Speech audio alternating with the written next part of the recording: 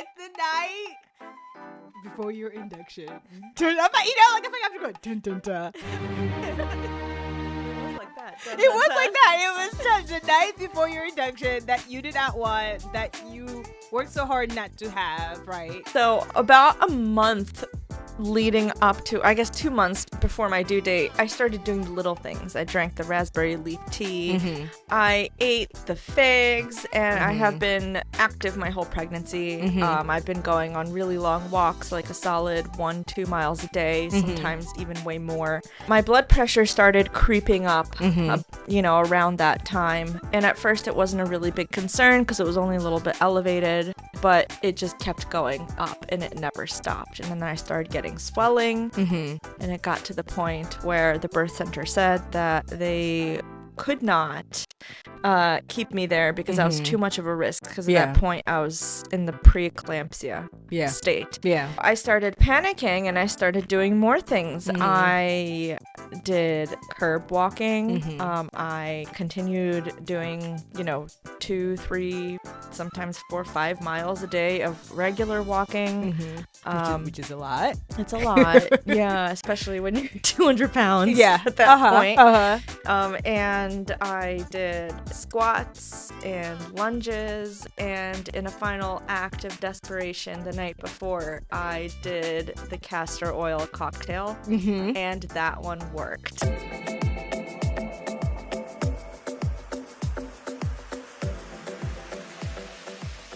Welcome to Positive Birth Stories. I am your host, MaryNissi, where we talk about positive birth, okay? This is where we are changing the narrative one positive birth story at a time. And I have today, drum roll, I have Anna here with us to share her story, and I just cannot wait to dive into it. Tell us about your background. What age were you, like when you giving birth? So I was 30 when Okay. I had my first child, and I am an immigrant from Russia, so Mhm. I grew up very independently. Mm-hmm. I was the go-to person in the family because I was the older of 2 children. Mm-hmm. I was the one who did all of the communication, set Mhm. up all of the appointments, Mhm. did everything. Everything. Yes. Because my parents did not Speak speak English. English. And to Yep. this day, my parents still rely on me for that stuff. Isn't that crazy? You're like, I have Speak English now. So my parents speak English, but I am the oldest as well. So like, just I guess that's like the immigrant life, right? Like if you're the oldest and you speak English, you do it all. That's right. You're the default child. You're the default child. Even if you have your own kids. I'll be like on the phone, like, I am a grown woman, but I am still.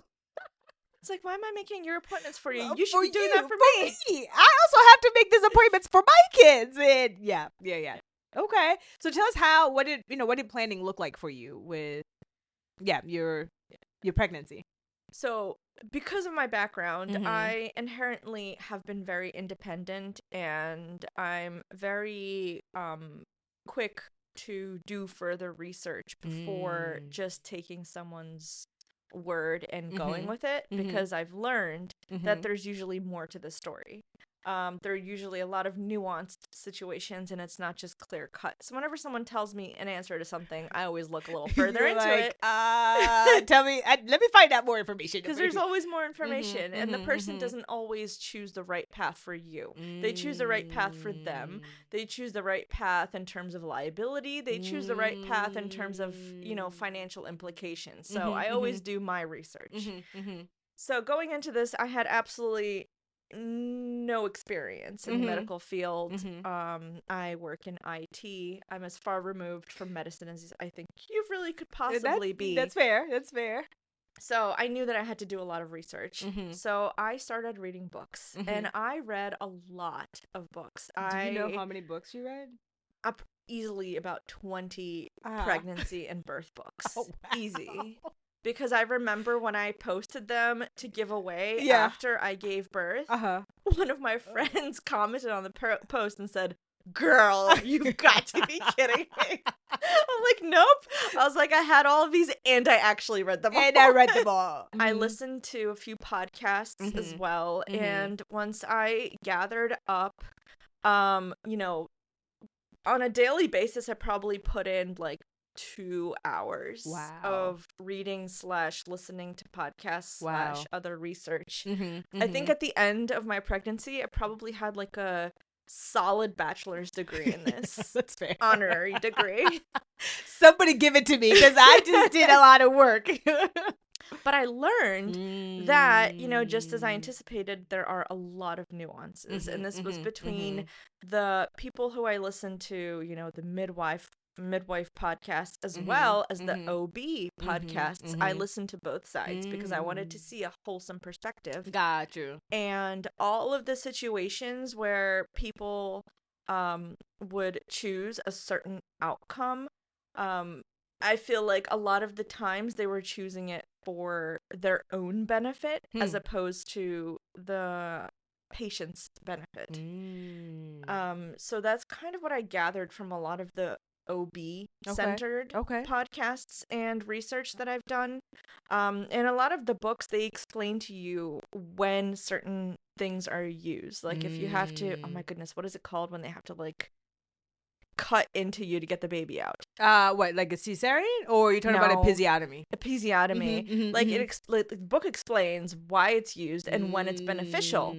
But the problem is that OBs will have practiced for so long. Yes. They'll find like one scenario that they kind of like that works for them, and they try to apply it to all of their patients, whether they're pro or anti. I feel like that's what happens when you work in an industry for so long. Yeah.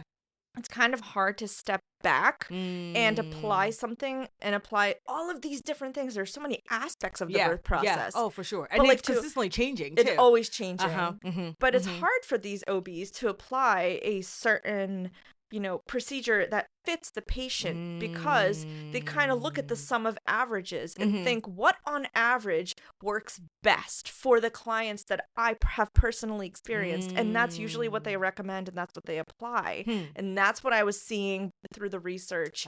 So I figured I'm going to do all of my own research. I'm going to be my own OB.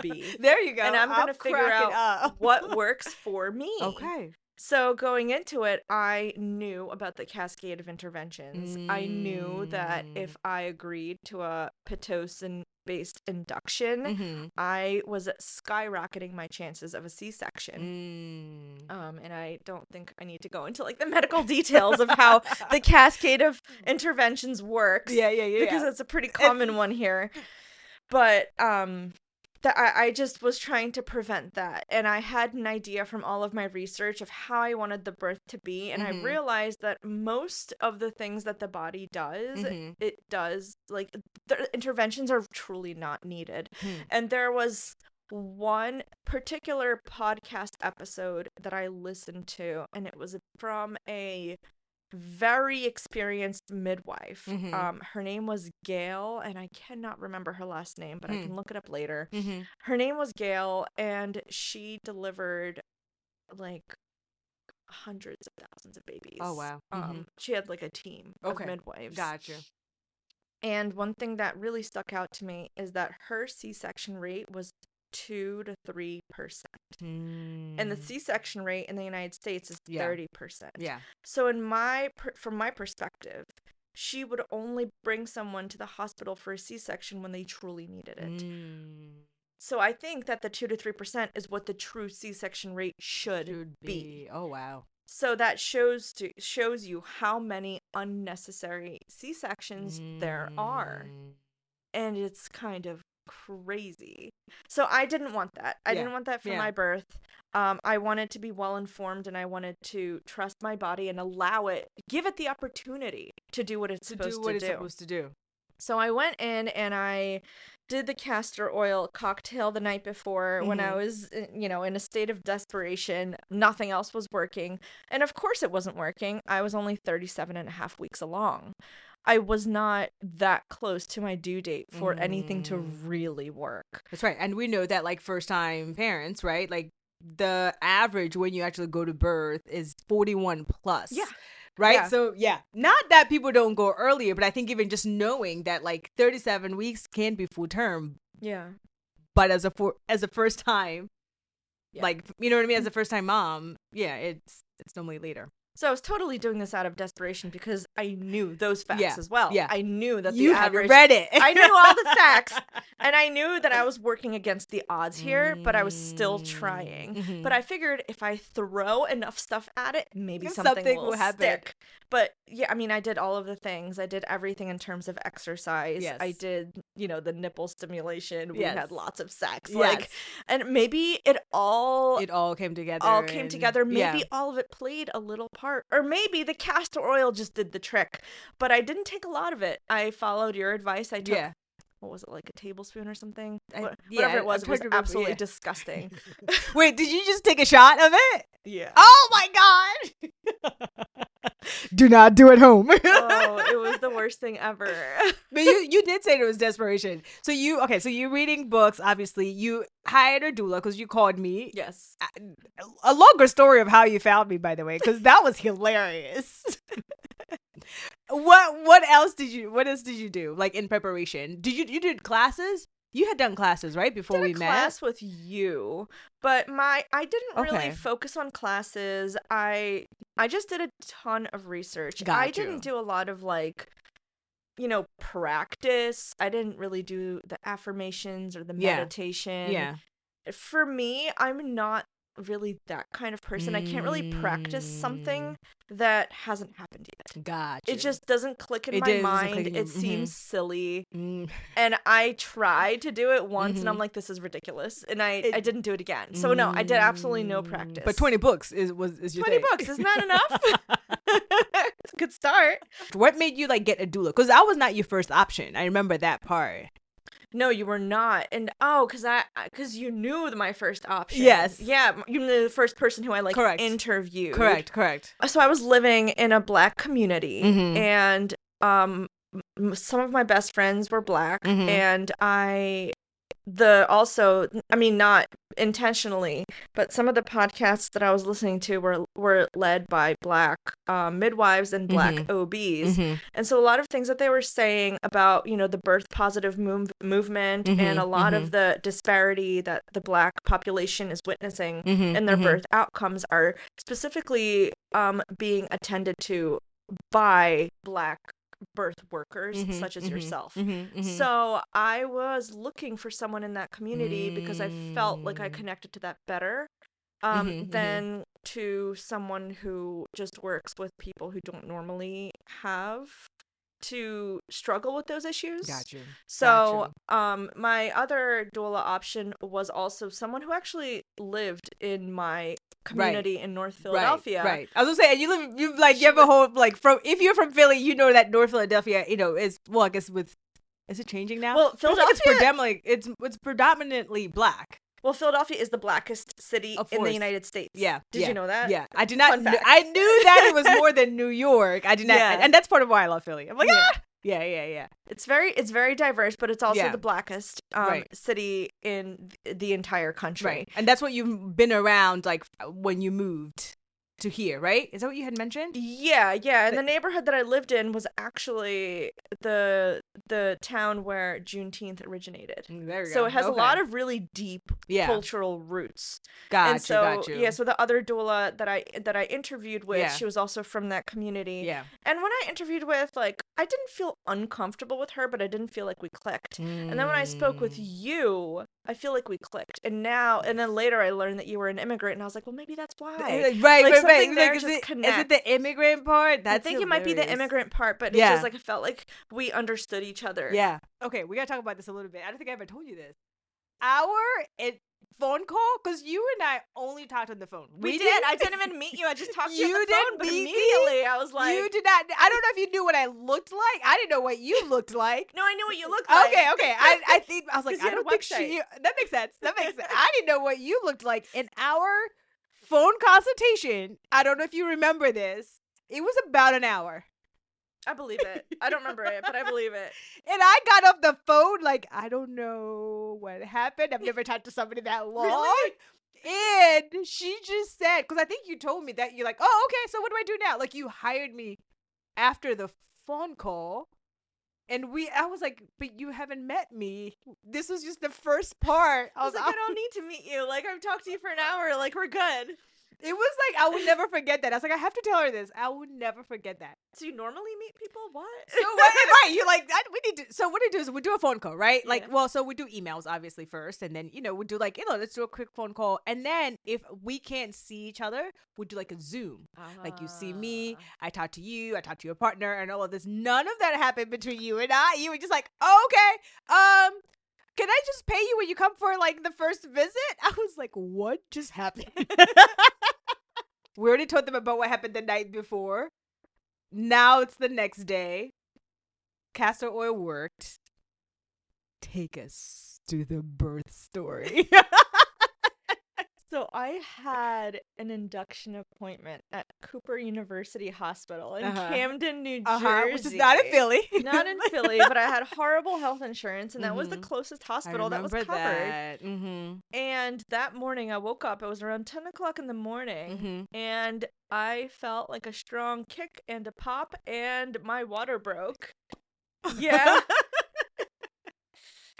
And I was just like, and I told Ryan, I was like, Ryan, I think my water broke. And she's like, okay, sure, whatever. like you've been super dramatic and completely insane these last 2 weeks. Like, I'm going to take whatever you say with a grain of salt. Also, let's just mention that Ryan is the opposite of Anna. Very calm. The down-to-earth. The down-to-earth. Grounding person that I desperately need. Yo, I'm like, when I first met, I didn't know what to expect. When I first Ryan, he was just like, chilling. Well, like, can you imagine me marrying my twin? Like, no, two of me? Would never work. We wouldn't even be talking because we would have already been divorced. Right. He's like, what are you, this is not working. So he says, okay, sure, your water broke. But I started getting like period like cramps. Okay. And I was like, could these be contractions? But then they started getting like a little bit stronger. And I was like, I think these are contractions. I was like, so we started timing them. And they were like pretty close together. They were, I think they were already like within the first hour, they were like, I think like maybe like 3-ish minutes apart. So everything happened really fast, and they were getting pretty strong pretty quick. So I called you. Yeah. And you were like, oh, yeah, that's the castor oil. It's known for the quick, the quick ramp up. And I was like, all right. I was like, well, this is getting like pretty intense pretty quickly. So I'd be cool with like heading over to the hospital pretty soon. Yeah. And mind you, also, this was counterintuitive to me because I knew that first births tended to usually take about 36 hours. Yeah. So on one hand, I didn't really want to rush it, but on the other hand, I was like, well, this like seems pretty intense. I'm like, I also don't want to be like in like full blown labor in the car driving over the across Ben the Franklin bridge. No, thank you. So we were heading over. And so as we were driving over the bridge, we get a phone call from Cooper University Hospital. Yeah. And they said, hi, you have an induction scheduled today. And we're like, yeah, we're aware. And they're like, well, we're going to have to reschedule it because we're fully booked. Crack it up. Right. And we're like, well, that's not happening because we're in labor. We're on our way. And we're like, we're already crossed the bridge. We've already paid the toll, so there's no turning back now. And she's like, oh, okay, well, then come on over. So they never had a room for us. So we were in triage. The entire labor was in triage. It was so uncomfortable. They tried to hook me up to like IVs. And do you remember I refused everything? Because I knew that they were going to try to pull some crap. And so I was like, no, I'm already in labor. Clearly my body knows what it's doing. Don't touch me. Yep. Get away. That was your birth Leave plan. me alone. That was your original plan, right? Like, especially that's why you went to a birthing center, because you're like, I know that the birthing center is going to support this, and because things changed, now you're in a hospital setting, and the one that we went to specifically, which I found out more things after, what kind of hospital it is. It was just helpful. It was helpful information to be like, oh, okay, like now we know, they tend to deal with like more like high risk births. They're good at it. They're very good at it, right? But you wanted a non-high high risk birth. I remember like the OB came to me. Do you remember this? I don't know if you remember. The OB like came to me like almost like at my level to be like, have you ever heard of someone I not remember this. wanting an IV line? Like, she was shocked. Like, her brain could not process it. And I was so confused because, like, how many births have you seen, right? Like, no shade, just like, Yeah. oh, there's like a lot of people that don't do IV, right? But like in her brain, like you were crazy, and I was gonna be the person who was gonna help make you do what she wanted. It well, was good so, luck making me do anything. But I said, that's have so you met? She can advocate for for herself. Yeah, that was really interesting. Yeah, I just remember that till today because she was like, yeah, but the concept, like, have yeah. you ever?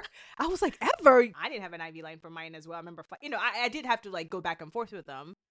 Anyway, that was interesting. But in my mind, it was like, well, I don't want them to have access to my vein to like give me something without my consent because they seem the type that would do that. That was just the vibe I was You just getting. had that vibe, right? And I right. also just didn't want a needle sticking into my arm during Yeah. birth. Like that.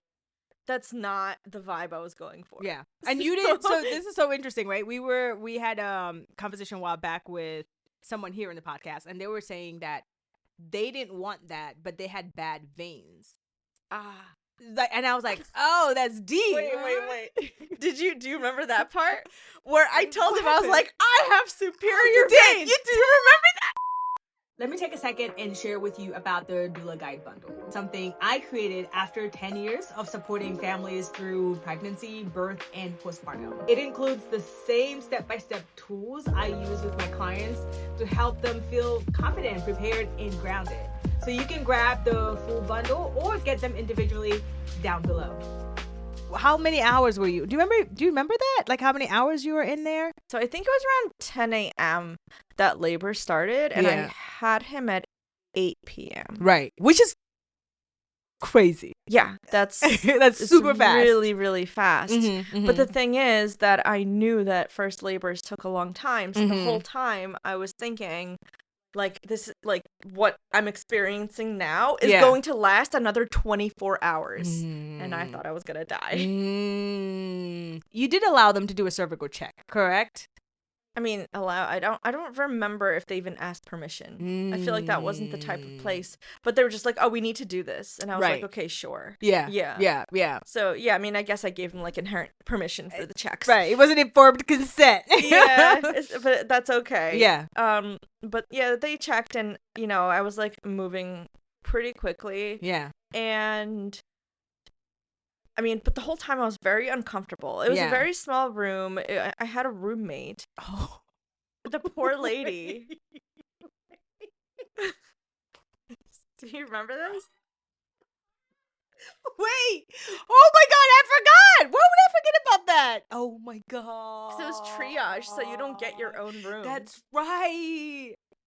So it was this poor lady who like didn't even speak English. God, that's right. And she's also, it's maternity ward, so she's also like pregnant, and she's like 1 centimeter dilated. God, that's and right. she's sitting there like shaking in fear as I'm like yelling, screaming at the top of my lungs. I screamed the entire time. I didn't think you screamed at the top of your I was yelling the entire time because I did not practice the birth methods. You didn't do. I didn't do any practicing. The breathing. So all I did was scream because I didn't know what else to do.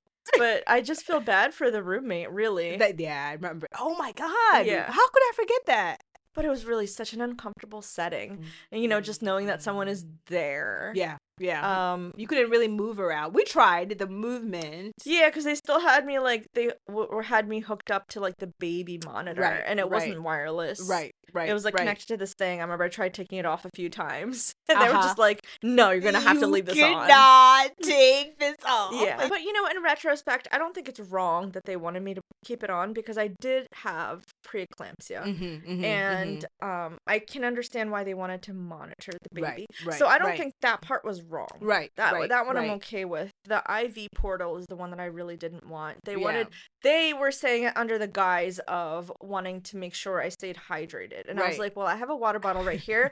I can drink through my mouth. Thank you very much. Yeah. Yeah. Like, and you're like, I read, to... I know the things. Yeah. Well, that came to bite me in the butt because you remember I peed myself when I was pushing?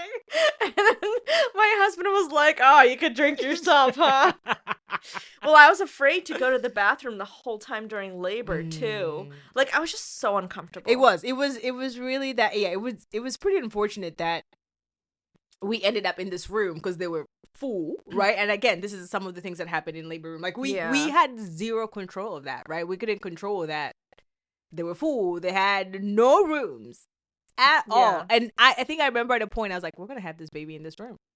I thought we were going to, but at the very last minute, like, when they came in and they saw that I was pushing, they were just like, oh, we need to get her in a room stacked. So at that point, a room magically appeared. And I gave birth, what was it, like 5-10 minutes later? It was really quick. But the one thing I remember that really bothered me is that the nurses, I mean, they were so wonderful and kind. But they were telling me when to push and how long to push for because they were used to medicated births. And I was like, well, first of all, you're not telling me at the right time. And like, you're not telling me for the right length. Like, this isn't what I feel needs to be done. But I was so ready for it to be over that I listened to them and I ended up with a 2nd-degree tear. Even though my baby was teeny, teeny, tiny. And I think it's because I pushed my body to do more and I didn't listen to it.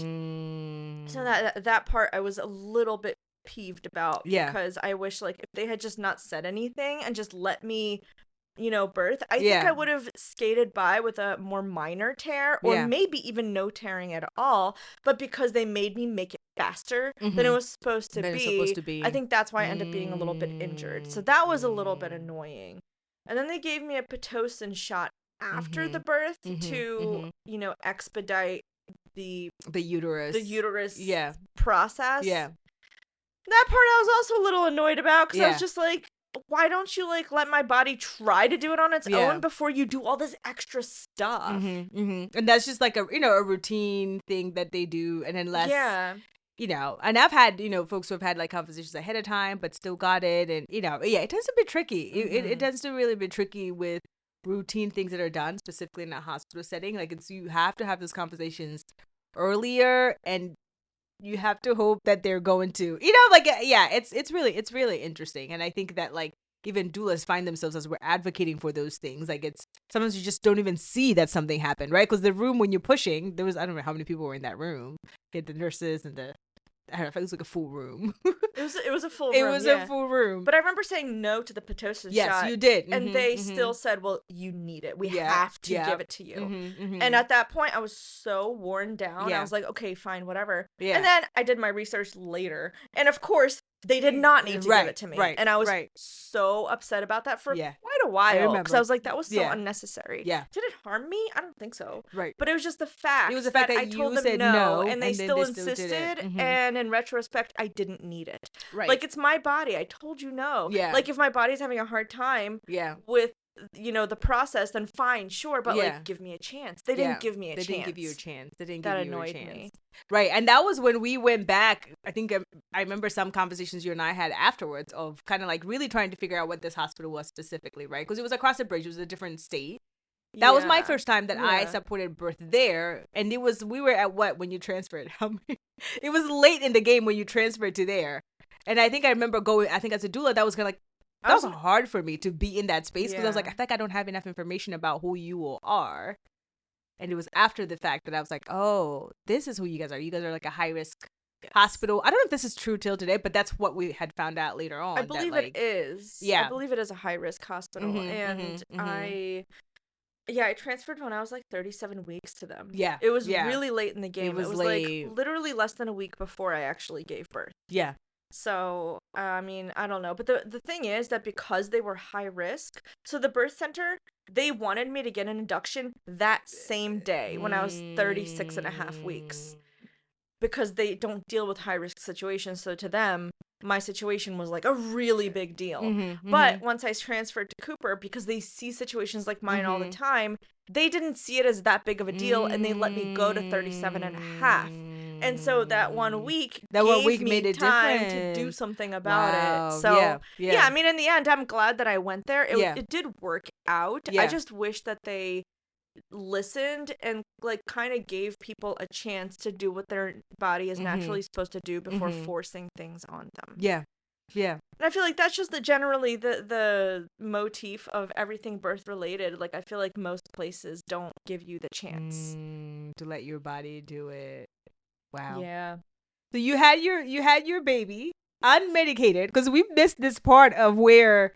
Oh, because it was almost medicated. It was right. So your plan was to go unmedicated because you had done Yeah. all the research and you're like, I can do this. You had been working, like you had preparing physically, like that physical. You were like, yeah, do 4 miles. I'm like, oh, okay, right. So you had prepared, and then you came to the space in labor where you were in this small behind room, which was not the plan. You have a neighbor, and you were like, this is too much. I'm ready for medication.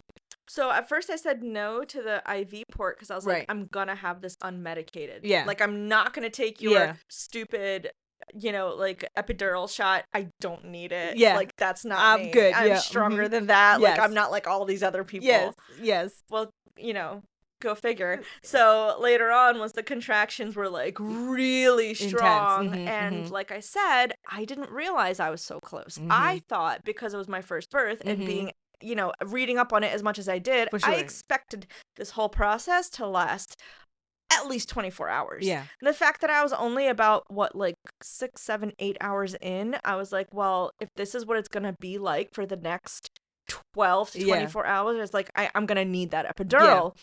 So I called them in asking for the epidural, and they were like, well, you're going to need an IV port. And I was like, well, here are my superior veins. But I was so swollen that they were no longer superior. Oh, my word. It took them an hour to get that IV port in. And by the time they got it in, it was too late, and I was already pushing. Yeah. So I didn't need the medication at that point. Yeah. But I was like so shaken up. I remember still asking for it. I'm like, it's fine, just give it to me anyway. Yes. You were like, just yep. Yeah, that's crazy. Oh my word. And your husband was just calm. He didn't know what to do. He was like, I'd rather be anywhere else but dealing with this crazy lady. No, you know what it is? I loved how you literally, I mean, obviously, like, knew how to advocate for yourself, what you needed, even when things change, because there is, like, this inside part that you can control, but there's the outside that you can't, right? And you ended up, you were like, now I feel like I do need medication, and now, like, I want that. Let's try to make that happen, right? Yeah. And before it was like, no, I did not want that. Do you know what I mean? And I think that's kind of like the beauty of like when you're birthing, that it's a journey, right? You can say, I want this, I don't want that. The whole point is that you were the one who's making those decisions for you, right? When you talk about like, pushing, getting, Pitocin after, like you're like, okay, maybe that didn't harm me, but that's not what I wanted. And I said no, right? Like that advocacy is what like goes a long way. Like I decided that I want this, and I got what it is that I wanted. I changed my mind on this, and that is what I ended up. You know what I mean? Like, it's that part of you taking lead of that journey. In spite of whatever, whatever happens. Okay, so your baby is born. It was one of the quickest births I've ever been part of. Of course. Because I called Drew. I was like, I'm on my way. He's like, on your way where? I was like, I'm coming home. Like, we're done now. It wasn't even that late in the day. It was like 8 p.m. and you were like, literally okay, 8 p.m. You were set up. Oh, I was like, let's make sure you guys get food. And that was it. Like, I had to, I slept that night. Nobody, we don't sleep at night because you're in labor room for a minute. So baby is born. You were well health wise. Did you, and tell us a little bit about like that early postpartum. What did that feel like for you? Oh my goodness. So the thing that really stuck to me is because I had the preeclampsia and the very strong swelling. Yeah. I lost 65 pounds while I was in that 2-day postpartum stay in the hospital. Wow. I just peed out all of that water, all of that swelling. Wow. 65 pounds of it. That's significant. It's crazy. Because like I said, I was 125 before birth. Yeah. I was over 200 by the time I went in to deliver. And just the amount of water weight that I lost was insane. But the postpartum nurses were just so wonderful. Wow. And I mean, of course, at that point I had read up on breastfeeding and stuff, so I did all my research. Yes. Breastfeeding went well with I mean, both of my kids. It was a cinch. Yeah. I mean, you just, like I said, you just follow your body. Like, you don't listen to the doctors when they tell you that you need formula. You know, if your child is like truly struggling, doctors will try to prescribe formula at any point just to cover their butts in terms of liability. They don't care that it's gonna mess with your breastfeeding journey. That's not on them. They want to make sure they're protected, that they didn't miss a failure to thrive condition and lose their license for missing that. So they will prescribe it, tell you to supplement at any point. But yeah, I mean, I never supplemented with him. With either one of them. They just had, breast milk. Yeah, and I really never had any issues with it. My milk took a few days to come in. I knew that was normal, and I knew that all they needed was the colostrum that was there in the very beginning, so I was never worried about it. I can't believe that there are, like, little NICU babies that are, like, fed these, like, colostrum, you only get, like, a few drops, and they're fed these, like, entire tubes of formula. Like, they can't handle that. Then they throw up. And it's terrible. Don't these doctors realize that these babies are meant naturally to only ingest like a few drops of food per feeding, and they're trying to give them an entire how big are those, like, little baby bottles? Tubes, you know what I'm talking about? They're like a solid. They've got to be 4 ounces. But regardless, it's too much, and like, like, these babies, they throw up, and they're just like, oh, we gotta force feed them more. Like, don't force feed the babies. Don't. Like, I mean, lactation is like a whole. That's a whole separate. Oh thing. my word! You shouldn't be getting into this. I was gonna say well, so I'm also like a lactation consultant. So you are the first person, I think, who like got all my services. So you did my childbirth classes, my postpartum services, my doula, my lactation. You're like, I was like, she got all of them, right? They tend to be options, but I remember that even with lactation, we didn't really need that many visits because you're like, well, do you remember that I purchased all of your things, but I didn't use anything but the birth. You stopped by for one postpartum visit, and I was just like hanging out. I was like, oh yeah, we're about to go for a walk. You want to come? You're just like, what? I was like, what? I thought we were gonna meal prep, and no, I was fine. Like, I was totally fine, and we literally just went on a walk around the neighborhood to pick up a baby food blender from a neighbor. I remember that too. So, I remember that. Yeah. And you're like, well, maybe, next time we would take the credit to the next baby. That's exactly right. What does positive birth mean to you? And what, as we finish up, what's, advice? Maybe not affirmation, because that was not your thing. So what's your advice? So my advice is to follow your body no matter what. As opposed, I mean, of course, take doctor's advice, but also make sure that it's in line with what your body wants, because a lot of times they just give you generic catch-all device or something just to cover themselves in terms of liability. So just do your research, and if it doesn't feel right, it might not be right. And listen to your body in either direction if you feel that something's wrong and the doctor is saying that no, you're fine. Like, you should advocate for that as well. It's not a one-way street. It just, in my situation, it was more so, they're trying to do too much and I don't think I need it. Yeah. But the other way around is also very important, because I know that there are cases where someone felt like something was truly really wrong, and the doctors were saying like, no, you're just, this is just normal birth situations, and it wasn't. Right. And unfortunately we hear that specifically from like Black moms, right? Exactly. Like, that's the story that we hear a lot of. Yes. Well, like, I'm in pain. No, you're not, right? There's this belief that Black women can, can bear through pain more, right? Which is wild, right? Is that wild? It's insane. But yeah, that's really good. That's really good advice. And what does positive birth mean to you? So positive birth is a birth that you are comfortable with, no matter what that is. If you want that elective C-section and that's what you're comfortable with, then that is a positive birth. For me, it was, a very different experience. Yeah. And that's how I wanted it. A lot of my friends who hear my birth story, it's like their nightmare. Yeah. But it was my positive birth, because it's what made me feel comfortable. Because I prefer a lack of interventions. And I prefer to allow my body to do things even if I am in more pain, as opposed to taking the pain medication and, letting that all happen the way that, maybe the medical community would prefer. Yeah. So that's what a positive birth is. It's just a way that you would birth to make you feel comfortable. And it looks different for every single person. Different for every single person. Thank you so much for being here. Oh my word, I need a minute to process it because I'm just like, I'm reliving a lot of this memories week. are coming back. So many memories. But thank you so much for being here. We will be back next week for another positive birth story. Share this with a friend. Definitely subscribe and hit that notification button. Thank you so much.